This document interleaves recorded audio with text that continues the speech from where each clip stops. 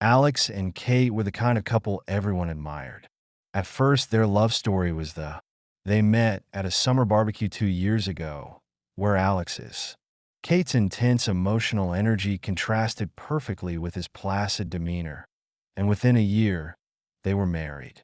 Just a year and a half later, they felt delighted to begin their lives together.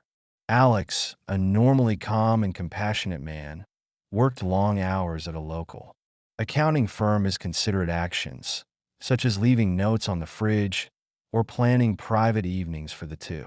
Kate used to greet them with smiles and compassion, but not anymore. Kate, the fiery and impetuous one, did appear to be pleased with him. Starting conflicts over topics Alex found confusing. You don't follow me on social media, Alex. You don't care. Alex snapped at me one evening when they were preparing dinner. He sighed and kept his voice steady. I live with you, and I'm right here every day. That's what matters, but Kate wouldn't let it go. If you truly loved me, you'd want to view all I post.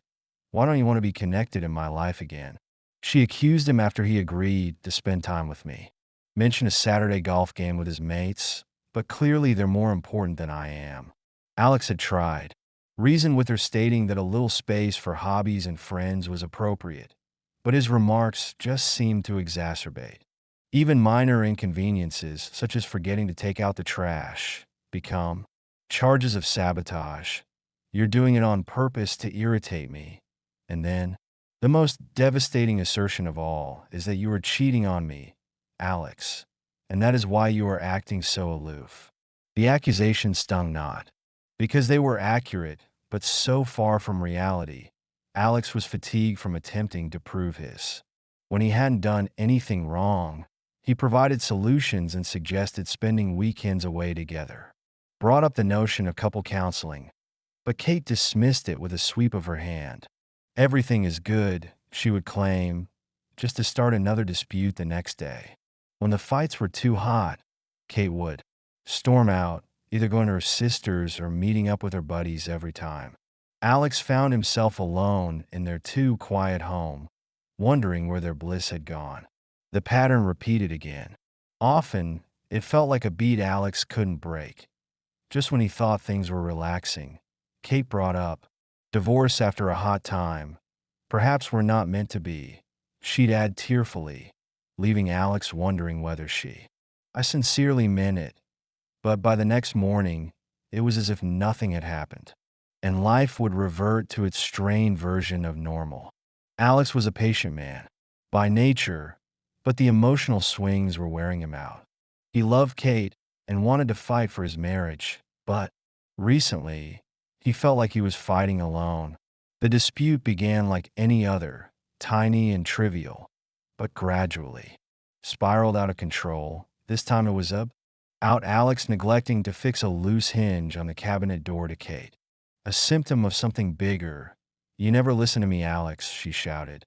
Alex, sitting on the edge of their ancient couch, spoke sharply and trembled his temples and tried to stay calm. Kate, it's not that I don't listen. It's simply been a hectic week. I'll handle it. Kate shot back, pacing. Tomorrow, I promise, is always your answer. The room. Maybe I'm weary of waiting for tomorrow. Maybe I'm tired of this whole situation. Kate stopped Alex forcefully. Standing up, this isn't about a hinge, is it? You're unhappy, but you're not even giving me an opportunity to make things right. The word divorce lingered in the air between them, unspoken, but towering like a dark cloud. Alex hated how frequently it had come up recently, like an invisible weapon Kate carried ready to strike. He took a deep breath, trying to settle his voice. Look, I love you, but we can't keep living like this. We need aid for the first. Kate appeared to hesitate for the first time in weeks. Her customary fire dulled slightly, and her shoulders sagged. You think we need therapy? She questioned in an uneasy tone. Alex answered kindly. I believe a family psychologist could help us figure out how to communicate better. We both need to grasp what's happening here. Kate, I want this to work. Kate looked down, biting her lip. She replied gently, maybe you're right. Then paused, but I'm not sure. If I'm ready for that yet, what are you ready for? Alex questioned, his voice filled with tiredness and hope. Kate's. Her face immediately brightened, as if a light bulb had gone off. I need a break, she remarked, almost ecstatic. A fresh perspective. Megan and Isabella had been conversing about a girl's vacation to Europe for months. I could travel with them, take some time to ponder, clear my thoughts. Alex blinked, caught off guard. A vacation to Europe now, why not? Kate asked, her tone becoming urgent. It's a little dream of mine to see Paris, Rome, and Barcelona. This may be the reset. Alex was apprehensive because the distance was not what he had in mind. But he wanted to support Kate if it meant saving their marriage. How long would you be gone? He asked. Only 12 days. Kate swiftly answered, that's not too long. And I'll keep in touch, I swear. Alex frowned, troubled. You believe this would help? Kate nodded, her bright smile unsteady. I do, and I think it'll help you too. We've been too close to suffocation. Despite his worries, Alex agreed that giving each other some distance could be beneficial. Maybe Kate was right. A short break could help them both stand back and view things more clearly. It wasn't easy for him to say yes, but he wanted to show her that he trusted her. The days leading up to her departure were a frenzy. Kate filled their home with her joyful speech about the locations she'd see and the sights she'd see. Megan and Isabella called frequently, organizing their itinerary. Why and chatting like teenagers. Alex calmly watched from the sidelines. His worry grew with each passing day until the morning of. Alex offered to drive Kate to the airport, but she rejected. I need to do this alone, she replied, avoiding his sight. It's not that I don't want you there, but I simply need space. Alex, standing by the door with her bag, he hesitated but succumbed, despite the fact that her plea left him with a bitter taste. Kate turned to him and smiled brightly, even carefreely, but it didn't quite reach her eyes. This will be excellent for us, she added, trusting Alex. Smile, covering the knot of suspicion in his chest. I hope so, he said. I'll keep in touch. Okay, she vowed, leaning in to peck him on the cheek.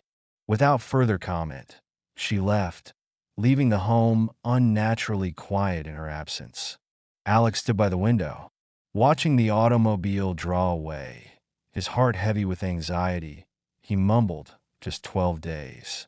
It will fly by before you find out what happens next, so please subscribe.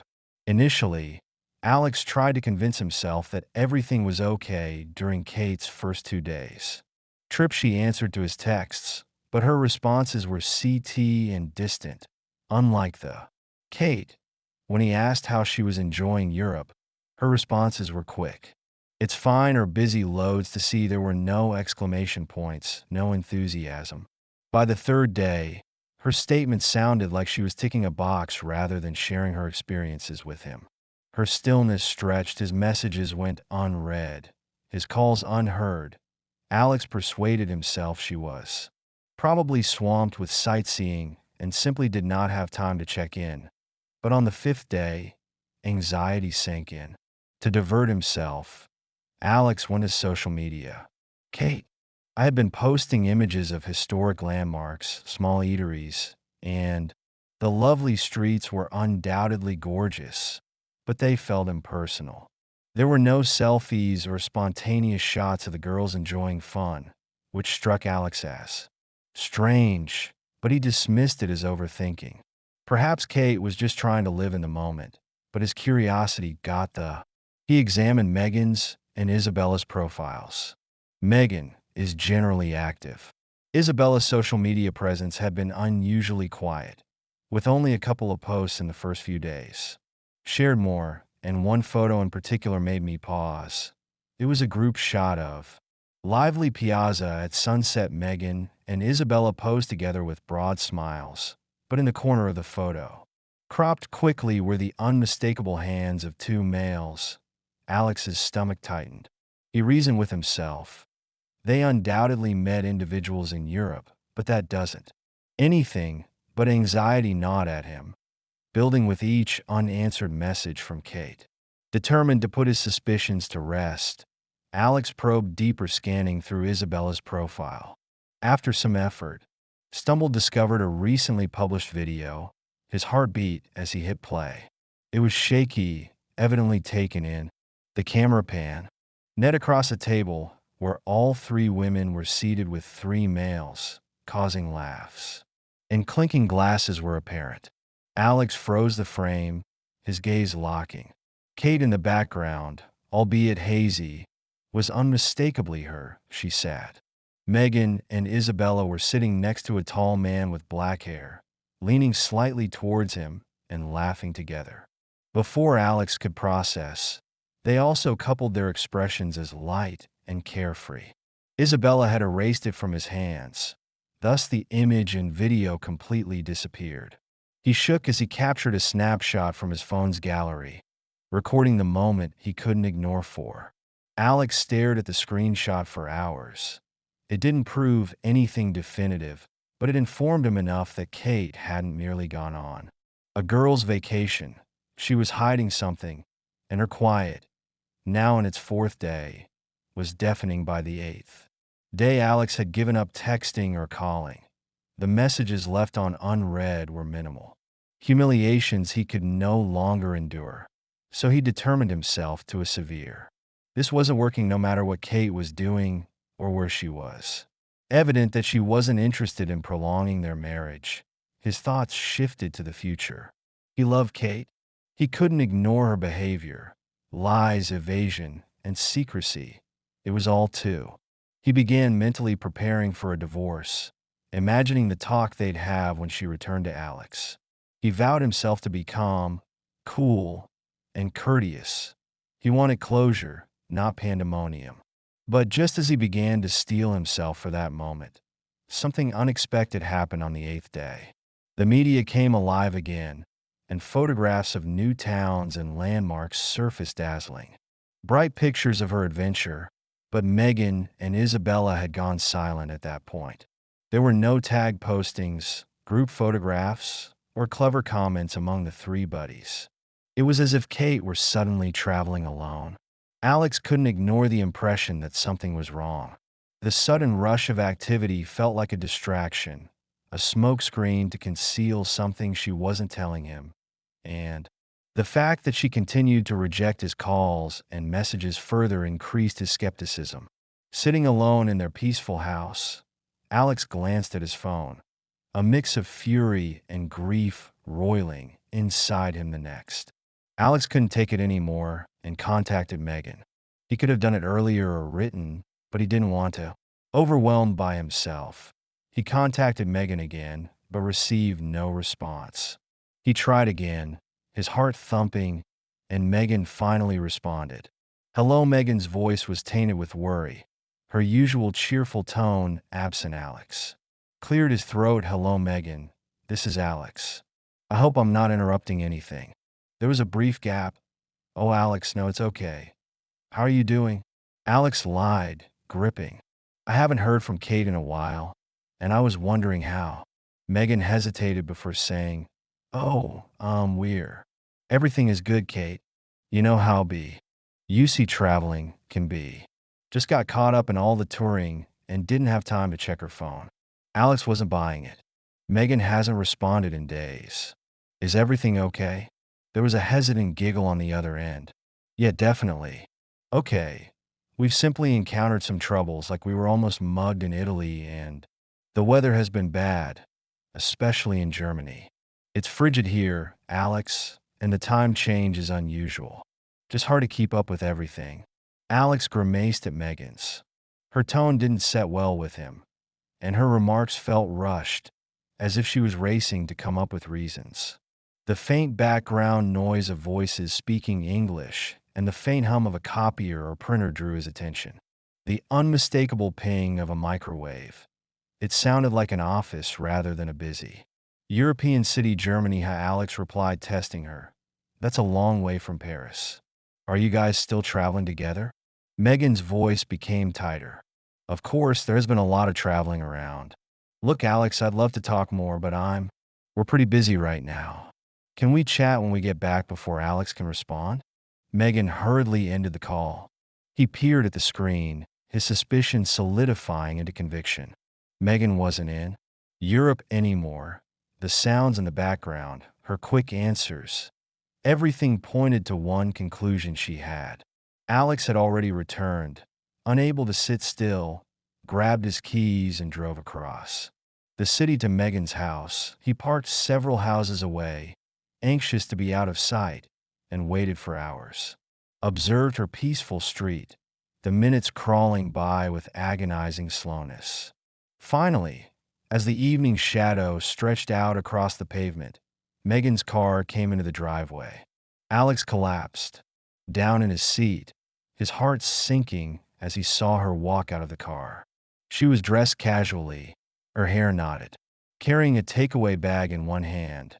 She appeared exhausted, but relaxed, not like Megan, who had just arrived from Europe, disappeared inside her house, leaving Alex shocked. His darkest worries were being verified piece by piece. If Megan was back, where was Kate? And why hadn't she told him? His mind raced with additional thoughts, more disturbing than the previous one. He pondered confronting Megan right away, but opted against it because there was no guarantee she'd give him the truth, and he didn't want to tip his hand too early while he drove home Alex's thoughts. Spiral today is already day 9 of their European trip, yet Megan has already returned. Damn it, I'm going to cope with this mess. Kate and I will have a serious chat the next day. Texted Alex that she was okay and had just been busy. Alex pretended to be calm. On the 11th day of her trip, Kate finally called Alex, who answered on the first ring, masking the tension in his voice. Hey, he said again, feigning calm. Hello, Alex. Kate. I'm sorry I haven't been in touch much. It's just, there have been a lot of troubles here, and I've been feeling pretty poorly. I didn't want to worry you. Alex's grasp on the phone tightened, and he forced himself to sound understanding. I get that, he answered evenly. Traveling may be exhausting. Are you better now? Kate remarked with a sigh. I'll tell you everything when I get back. I miss you and we'll see you soon, okay, Alex? Though the knot in his stomach deepened, Kate was back as promised for her 12-day tour of Europe. Alex had spent the morning pacing the living room, his thoughts a tempest of fury, distrust, and incredulity. He replayed the preceding 2 weeks in his head over and over, trying to make sense of Kate's behavior and the silence that was removed. The video, Megan's early return, and everything else pointed to one conclusion, but Alex. When the front door opened, Alex stood stiffly with his arms crossed. Kate. He wasn't sure if he was ready to hear it.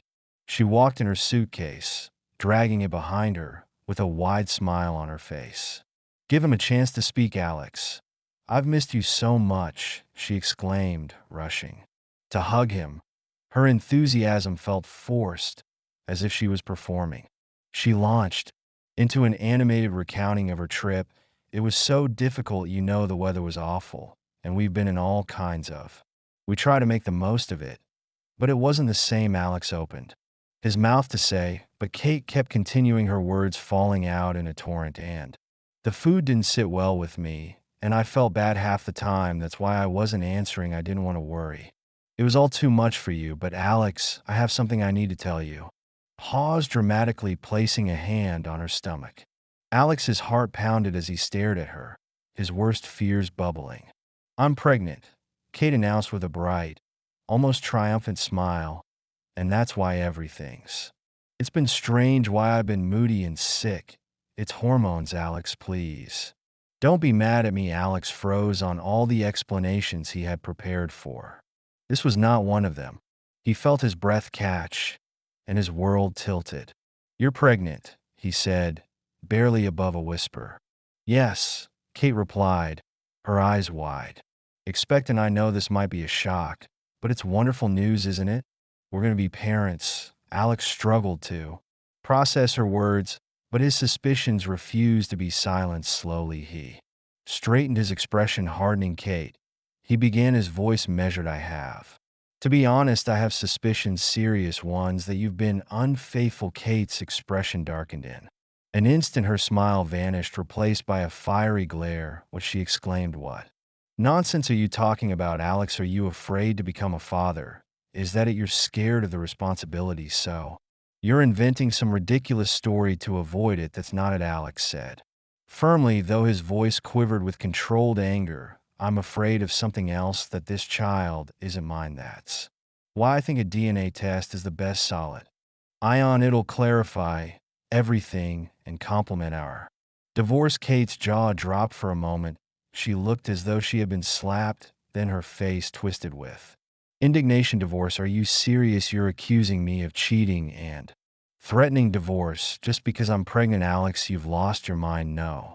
Alex shot back, his tone cold and steady. "I've been paying attention. You ignored me for days. Megan lied to me and came back early. I saw the video Isabella posted, the one she deleted. I know something happened." "Kate, you've been hiding it this whole time." Kate's hands balled in a fist. "That's insane. You're paranoid and insecure, Alex. I thought you'd come to your senses, but clearly I was wrong." Alex took a deep breath, his resolve unwavering. "I'm done, Kate. If this child is mine, I'll step up and be the father, but I won't stay in this marriage if I can't trust you. The DNA test isn't negotiable." Kate stared at him, her face a storm of anger, panic, and something else Alex couldn't quite place. For the first time in their marriage, he saw her falter.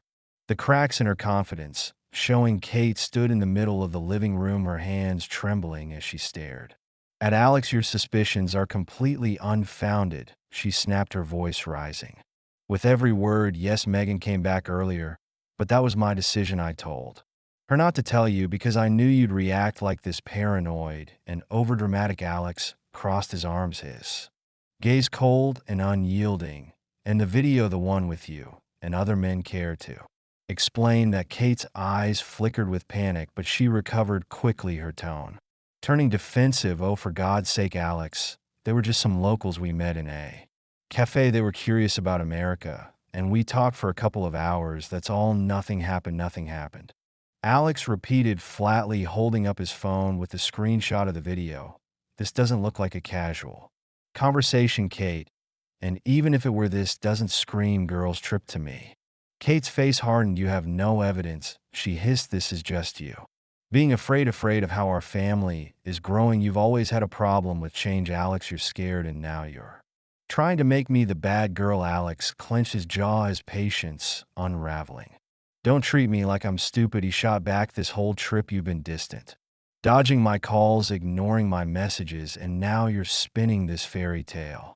Your behavior's been shady from the start." Kate threw her arms up, her frustration boiling over. "Oh my God, who did I marry?" "Listen to yourself, Alex. You're acting like an insecure man who can't handle his wife having a little independence. And now you want to accuse me of cheating. You'll regret this." Alex's voice was cold and steady. "What I regret is trusting you when I shouldn't have. Your behavior, your lies, it's been abusive, Kate. I don't see any way out of this except divorce." Kate's face crumpled for a moment, but then her eyes lit with fiery determination. "Divorce, sir? Easily all because I didn't coddle your fragile ego." She pointed at him, her voice trembling with anger and tears. "Yes, we've been fighting, but I thought you were better than this. I thought you could step up." "Step up," Alex snapped. "Kate, this is either a lie to manipulate me or it's someone else's child. Take your pick." Her eyes filled with tears, and she screamed, "You'll regret this, Alex. You're throwing away everything we've built." She stormed to the door, dragging her suitcase behind her, but before she left, she turned back, her voice cold as ice. "If you don't apologize by tomorrow, then you get out of this house. I'm not going to stress myself out because of you and risk this pregnancy. You've got until tomorrow." And with that, she slammed the door, leaving Alex alone in the suffocating silence of their home. Alex didn't wait for morning. Without a second thought, he grabbed his things, stuffed them into a bag, and left. He wasn't going to beg, and he wasn't going to play her games anymore. The motel room was small and impersonal, but it felt like a haven compared to the house filled with tension and lies. The next day, Alex met with a lawyer as he Laid out the details of the past few weeks. The lawyer listened carefully, occasionally jotting notes. "It sounds like you've made up your mind," the lawyer said at last. "I have," Alex replied firmly. "I can't stay in this marriage, not after everything." When Kate found out Alex had filed for divorce, her shock quickly turned to fury. She called him that evening, her voice sharp and unrelenting. "You think you can just walk away like this?" she spat. "You're not going to ruin my life, Alex. I'll fight you every step of the way." "Fight all you want," Alex replied coldly, "but I'm done with this marriage, and I'll get the truth about that child one way or another." Kate didn't back down. Over the next few days, she launched a campaign of chaos. She flooded Alex with texts and calls, alternating between tearful apologies and angry threats. She contacted mutual friends, painting Alex as a cruel, controlling husband who couldn't handle the idea of being a father. She even hinted at taking legal action to keep the house, claiming it was in the best interest of her baby. Kate's tactics in the divorce battle quickly escalated. Her family and a few of her closest friends rallied around her, providing support in ways Alex hadn't anticipated. They spread rumors about him, rumors that twisted the truth and portrayed him as a man terrified of responsibility. Whispers of Alex hiding from fatherhood began circulating in their circle. People said that he had been avoiding the reality of becoming a father, that he was so ashamed of the situation that he was now hiding in the bushes rather than face his future. The rumors spread like wildfire, and Alex couldn't escape the sting of public judgment. Everywhere he went, when people looked at him with suspicion, as though he were the villain in his own story. Kate's family painted him as a coward, and her friends rallied to her side, perpetuating the narrative that Alex was an absentee husband too frightened to step up for the child he had supposedly conceived. But all through this, Alex never wavered in his belief that the pregnancy was either a manipulation or, worse, the child wasn't his. The suspicions that had been festering since Kate's strange behavior during the trip to Europe had only grown, and he felt increasingly like the walls were closing in around him. When the trial began, the truth Alex had feared most became clear. Kate was really pregnant. He had hoped it would be a lie or a mistake, but the evidence didn't lie. The doctor's reports confirmed it. Kate was, in fact, expecting. But for Alex, this was just the beginning of a long battle. His lawyer wasted no time addressing the growing doubts about the paternity of the child. They made it clear in court that the timing of Kate's pregnancy didn't align with the pattern of their intimacy. Alex and his lawyer presented their case, questioning the timeline and pointing to the long periods of conflict and estrangement between them. They argued that Kate's unfaithfulness during her European trip left open the possibility that the child might belong to someone else. Kate's lawyer, however, had already prepared a counterattack. She had her own support network, family members, friends, and a few well-placed witnesses, all testifying that Alex had been too distant, too emotionally unavailable, and most damaging of all, that he was afraid of becoming a father. They painted him as an irresponsible, emotionally immature man, unfit for parenthood. The courtroom buzzed with the tension as each side worked to tear the other down. Kate's lawyer worked hard to solidify her version of the story, presenting her as the victim, an innocent woman wronged by a man who couldn't even face the reality of their future. Alex, in contrast, was painted as an arrogant, neglectful spouse, someone who had shared his duties for too long. The damage to Alex's reputation was severe. Every accusation, every rumor, no matter how unfounded, seemed to stick. Kate's supporters claimed Alex wasn't interested in being a father and was hiding behind excuses. And while Alex's case for doubt regarding the child's paternity remained solid, the judge's opinion started to lean in Kate's favor. The judge, a stern man with years of experience, listened carefully but showed a distinct preference for Kate's side of the argument. To Alex's frustration, he didn't seem to take the suspicions of infidelity seriously, dismissing them as baseless. He was more concerned with the fact that Alex hadn't proven anything concrete about the paternity of the child. For the judge, the idea that Alex had doubts about his unborn child wasn't enough to justify any drastic legal Measures, I'm afraid, the judge remarked, his voice calm, but forceful, that without definitive evidence of infidelity or a better basis to assume that the child is not Alex's, these are mere suspicions. A DNA test T is a more acceptable piece of action. Alex's heart plummeted, but at least there was some hope. The judge agreed to authorize a paternity test, but only after the child was born. The verdict felt like a minor win in the midst of a much greater struggle, but Alex was prepared to wait. He knew that the paternity test would either verify his suspicions or show him wrong. Either way, it would give him the clarity he sought. As for the property dispute, the judge ordered that until the paternity test could be completed, Alex and Kate would continue to share the home. The financial situation remained problematic.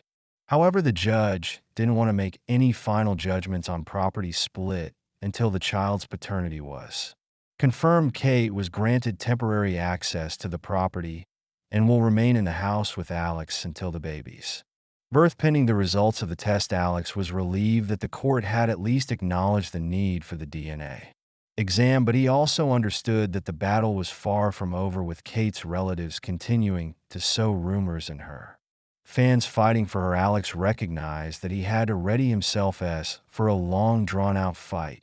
Yet as the days passed, the weight of the situation began to settle, and his existence was no longer. It was no longer only about his marriage. It was now about the future of Kate's child and the fight for truth. Just as Alex spent the remaining months of Kate's pregnancy avoiding her as much as possible, Alex understood that patience was his lone ally.